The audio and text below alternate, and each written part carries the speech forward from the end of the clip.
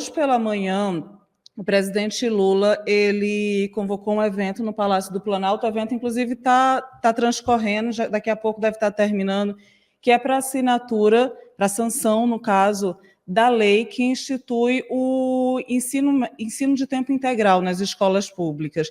E é sobre isso, e também sobre outros temas que têm a ver com a educação, como o novo ensino médio, toda a política educacional brasileira, todo esse momento pós-pandemia que a gente viveu, que a gente sabe que mexeu e muito com a educação dos jovens e das crianças, que eu vou chamar para participar aqui com a gente o deputado federal Mendonça Filho.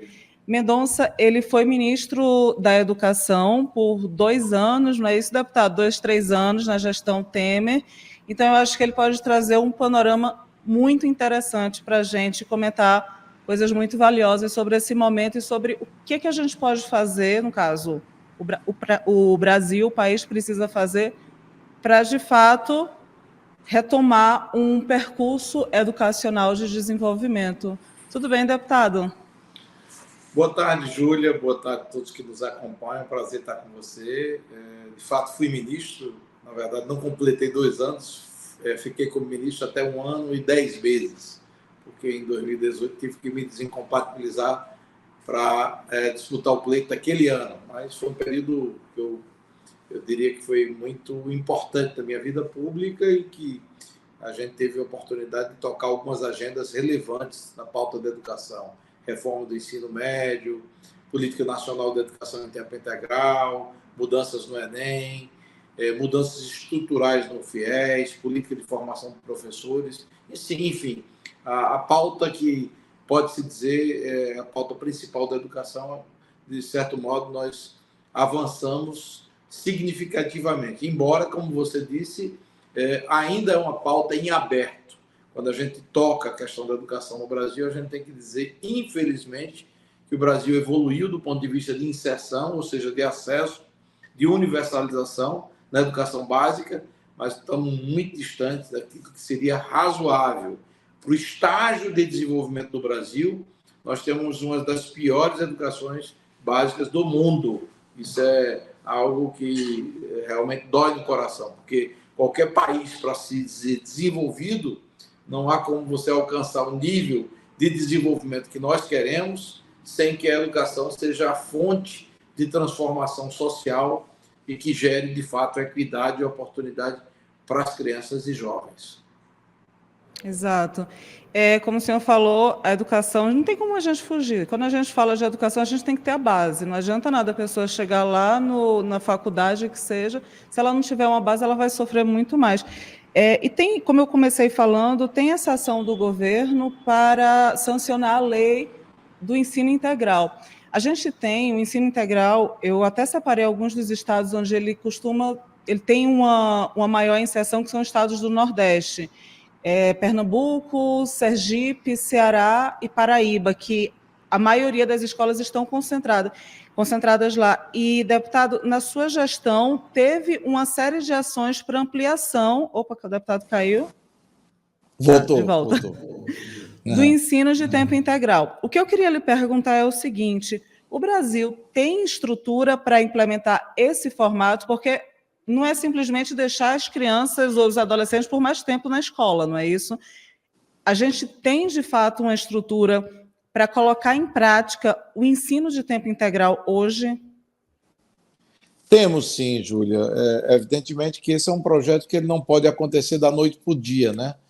Nós temos a vivência e a experiência pernambucana, ainda no período do governo Jarbas Mendonça, de quem fui vice-governador em Pernambuco, você acompanhou de perto, onde nós tínhamos as piores posições, a pior posição do ponto de vista de ranking de IDEB do ensino médio no Brasil. E a gente evoluiu muito a partir da adoção do modelo de escola em tempo integral para o nível médio em Pernambuco, saindo das últimas posições para as primeiras. Hoje devemos ser entre os primeiros 3 estados do Brasil em termos de desempenho de IDEB, ou seja, a evolução foi notável. E temos o maior, talvez, universo de alunos matriculados em educação em tempo integral no nível médio em escola pública das redes estaduais do Brasil, o que mostra que mesmo um estado pobre como Pernambuco, numa região que é subdesenvolvida como o Nordeste, você alcança desempenhos que pode-se dizer, fazem inveja a estados mais prósperos, como São Paulo e Rio Grande do Sul, por exemplo. Então, se Pernambuco conseguiu, qualquer estado do Brasil consegue. E eu posso dizer ainda que estamos distantes do que seria razoável.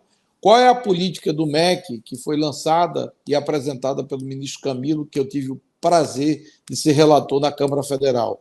Ele estende o modelo de educação em tempo integral que foi implantado com apoio do governo federal na época que eu era ministro para os estados do nível médio, que é uma responsabilidade estadual, para outras etapas da educação. A educação infantil, o fundamental, anos iniciais e anos finais, que é a responsabilidade dos municípios, num regime de colaboração, ou seja, apoio do governo federal para que estados e municípios incorporem a política da educação em tempo integral. Quando você vai para a Europa, Estados Unidos, Canadá, qualquer país do mundo em desenvolvimento ou desenvolvido e fala em educação em tempo integral, as pessoas ficam até assustadas, porque todo mundo já pratica há muito tempo a educação em tempo integral. Então, você garante mais segurança para as crianças e jovens.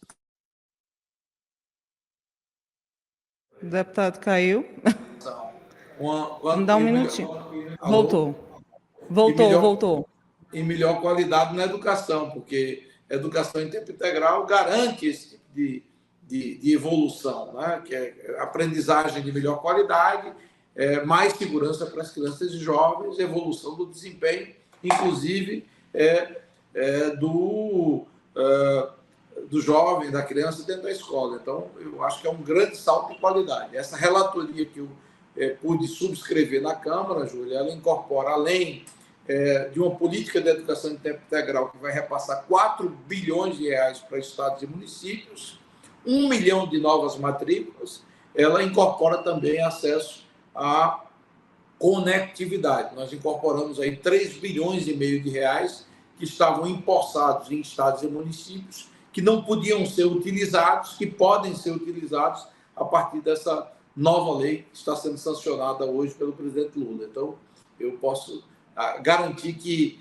nesse caso, onde a gente tem um debate sempre acalorado e ideologizado no Congresso Nacional, a gente conseguiu reunir a direita, o centro e a esquerda votando por unanimidade para a aprovação desse PL, que, no meu modo de ver, vai significar um avanço considerável para a educação pública e para as crianças e jovens de todo o país.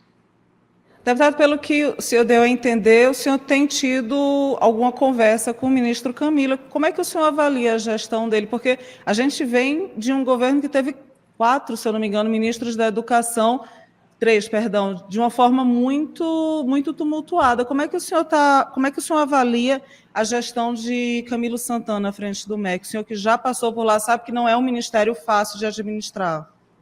Bom, o ministro Camilo, primeiro, eu tenho uma relação com ele que vem de antes. Quando eu era ministro da Educação, ele era governador do estado do Ceará. E nós cooperamos muito. Nós atuamos no Ministério da Educação como se deve atuar em qualquer órgão de Estado, e principalmente envolvendo políticas públicas como saúde, segurança e educação, que são políticas de Estado, que não podem ser consideradas políticas de governo. E, nesse sentido, o Estado do Ceará é um exemplo, por exemplo, na área da alfabetização, dos anos iniciais e finais do fundamental.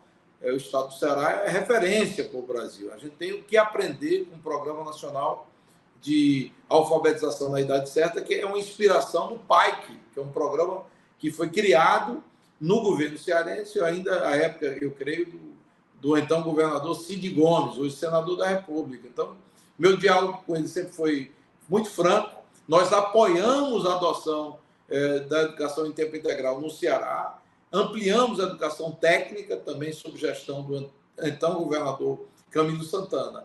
E no MEC, o atual ministro ele tem se colocado sempre com a disposição para o diálogo, para a conversa, para que, via negociação, ele possa construir o melhor caminho possível. Então, eu diria que ele tem se desempenhado como ministro da Educação nessa lógica do diálogo e da busca de soluções negociadas, sabendo que o MEC sozinho não pode produzir nada.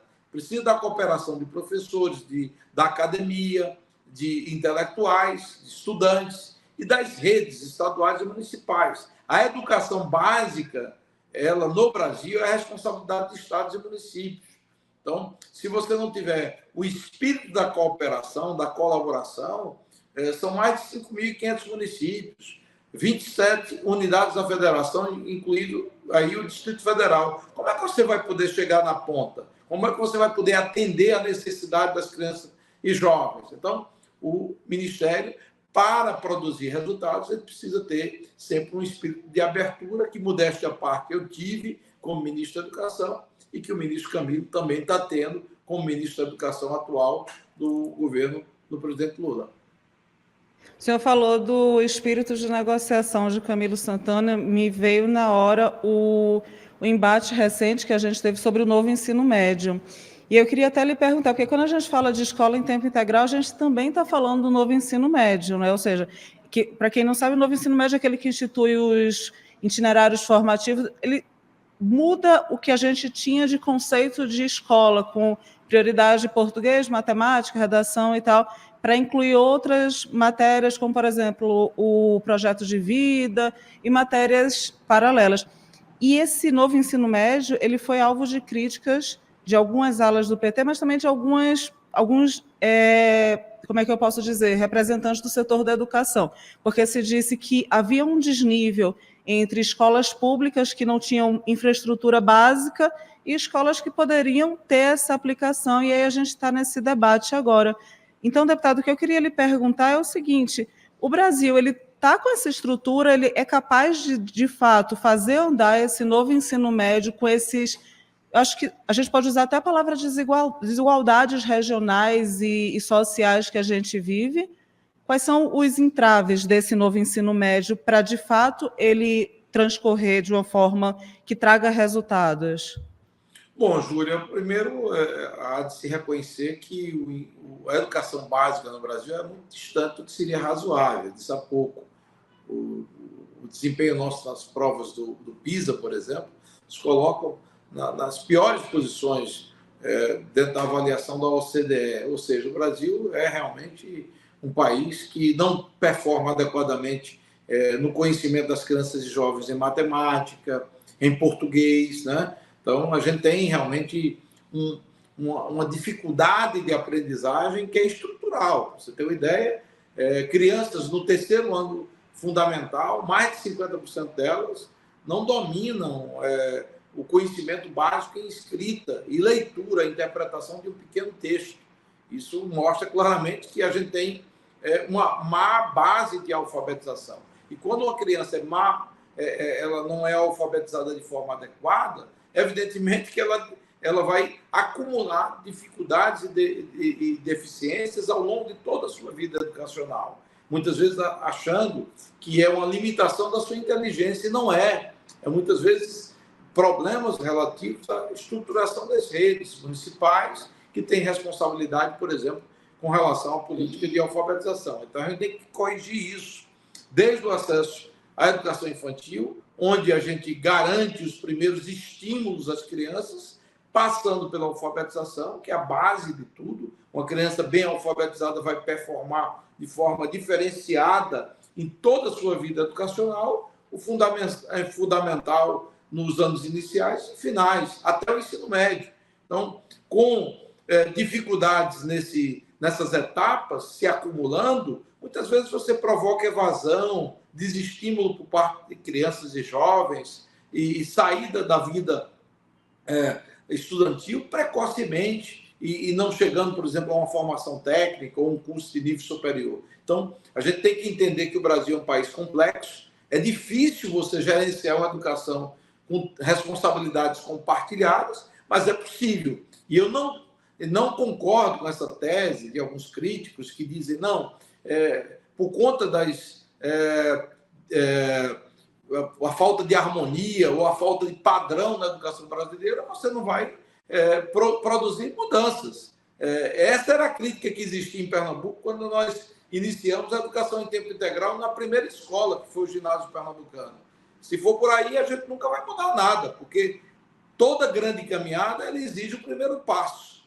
E aí, o primeiro passo, a gente dá o segundo, o terceiro, o quarto, e a gente vai crescendo. Então, essa lógica de parte da esquerda, que tem uma visão, no meu modo de ver, equivocada ideologicamente e enviesada para o atraso, ela tem que ser superada. A gente tem que focar a necessidade de garantirmos às crianças e jovens acesso à educação de boa qualidade, que se traduz em aprendizagem, em convivência sadia, em um ambiente adequado, mudando as estruturas, formando bons professores, estimulando eles e criando as condições para que a gente possa avançar no campo educacional, que é o grande diferencial para qualquer nação que queira se desenvolver. O Brasil, para se desenvolver plenamente, socialmente e economicamente, precisa ter uma revolução na área da educação.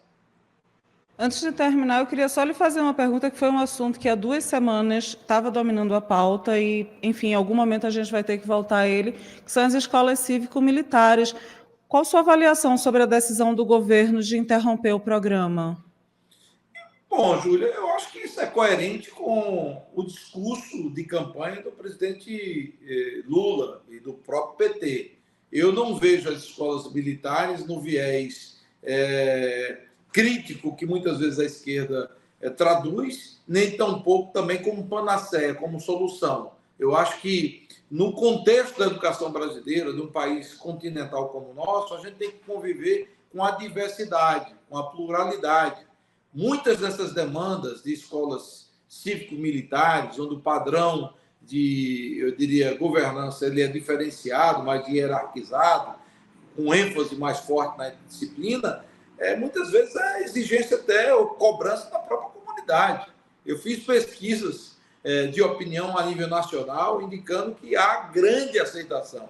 Eu visitei a escola cívico-militar, na época que eu era ministro da Educação, em Manaus, em área extremamente violenta na periferia de Manaus. E lá, as próprias mães e pais demandavam esse tipo de solução. Agora, não pode ser, de forma alguma, solução imposta, uma solução nacionalizada, uma política única, porque isso tem que obedecer à diversidade, a padrões culturais, a situações, eu diria, típicas de uma determinada demanda localizada, e não como política universal. Como política universal, evidentemente que esse não seria o caminho, mas eu também não sou daqueles que entendem que você tem que simplesmente rechaçar e condenar essa solução como uma solução, como se porventura fosse uma coisa absurda, e também não é. Então, há espaço para você conviver com harmonia, com a multiplicidade de soluções,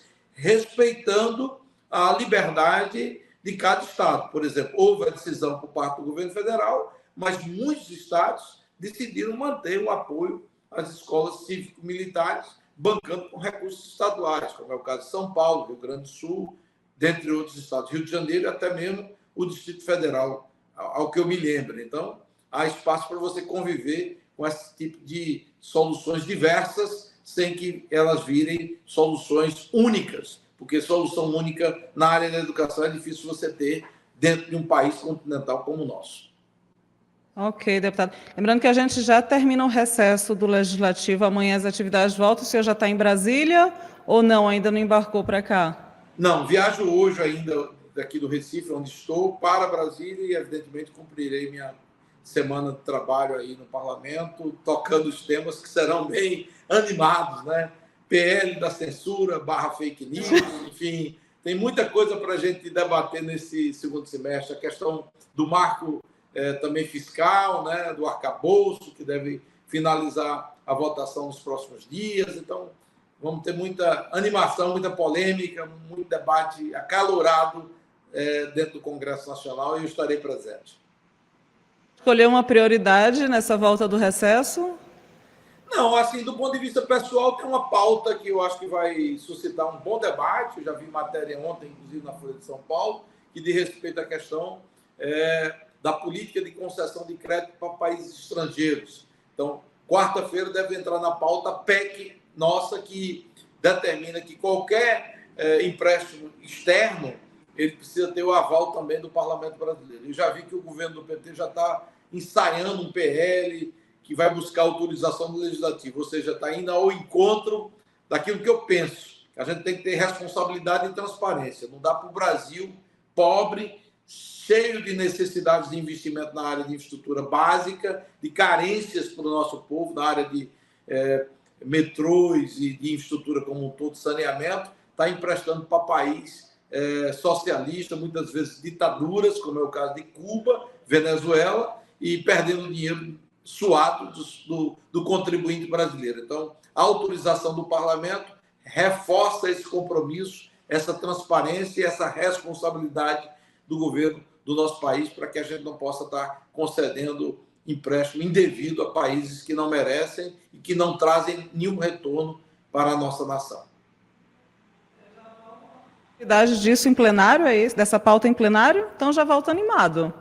Não, essa pauta estará primeiro na CCJ, porque é uma PEC. Passando pela CCJ, vai para uma comissão especial e, na sequência, para o plenário da Câmara, dependendo, evidentemente, da pauta do próprio presidente Arthur Lira. Espero que ele possa pautar essa matéria no menor espaço de tempo possível.